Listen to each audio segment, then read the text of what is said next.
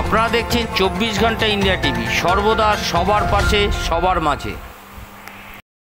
শ্রমিকদের অ্যাকাউন্টে 100 দিনের টাকা ঢুকতে কাটমানি চাওয়ার অভিযোগে স্থানীয় সুপারভাইজারের বিরুদ্ধে দিতে না চাইলেই হুমকি এবং মারধর। মালদার চাঁচলের 1 নম্বর ব্লকের মকতপুর গ্রাম পঞ্চায়েতের উত্তর বসন্তপুর গ্রামের এই ঘটনা। কাঠগড়ায় 100 দিন কাজে সুপারভাইজার শেখ সাহেব, তার বিরুদ্ধে পুলিশের কাছে অভিযোগ দায়ের করলেন স্থানীয় 2 শ্রমিক পরিবার। প্রশ্ন উঠছে এক্ষেত্রে স্থানীয় পঞ্চায়েত সদস্য তৃণমূল পরিচালিত গ্রাম পঞ্চায়েতের ভূমিকা নিয়ে।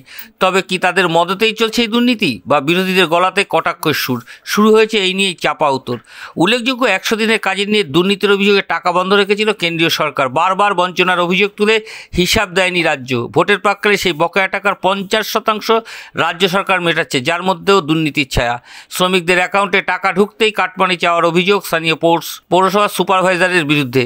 দিতে না চাইলেই হুমকি, মারধর। মালদার চাঁচলের উত্তর বসন্তপুর এলাকার ঘটনা। 24 ঘন্টা ইন্ডিয়া টিভির প্রতিনিধির বিশেষ প্রতিবেদন। বছর বাদ আমার কাজ করেছিলাম, টাকা ঢুকেছে আমার অ্যাকাউন্টে, টাকা ঢুকেছে। ওই আমার কাছ থেকে টাকা চাইছে 4,000, আমার 8,000 টাকা ঢুকেছে।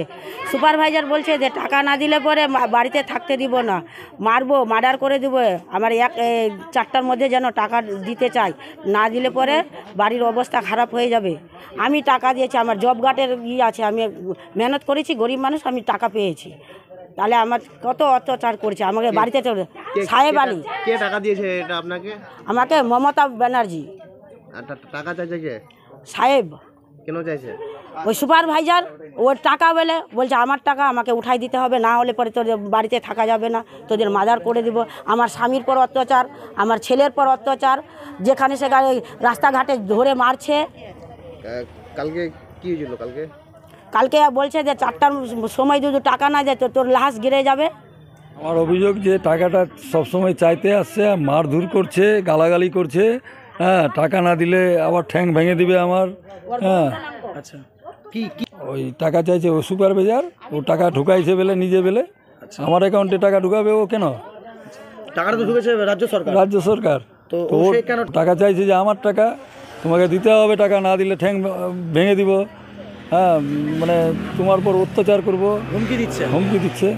তো এটা নিয়ে অবশ্যই প্রশাসনিকভাবে যেটা তদন্ত নেওয়া করা হবে, এবং যদি সত্যি কেউ দিনমজুরদের টাকা চেয়ে থাকে বা নিয়ে থাকে ওদের কাছ থেকে জোরপূর্বক, তাহলে তার বিরুদ্ধে কিন্তু অ্যাকশন হবে, এবং তার যে পোস্টে আছে সে পোস্টে যেতে পারে। সে কি টাকা দিতে বাধ্য? কোনো শ্রমিক কি টাকা দিতে বাধ্যই কোনো তো নয়? না, শ্রমিক টাকা দেবে কেন?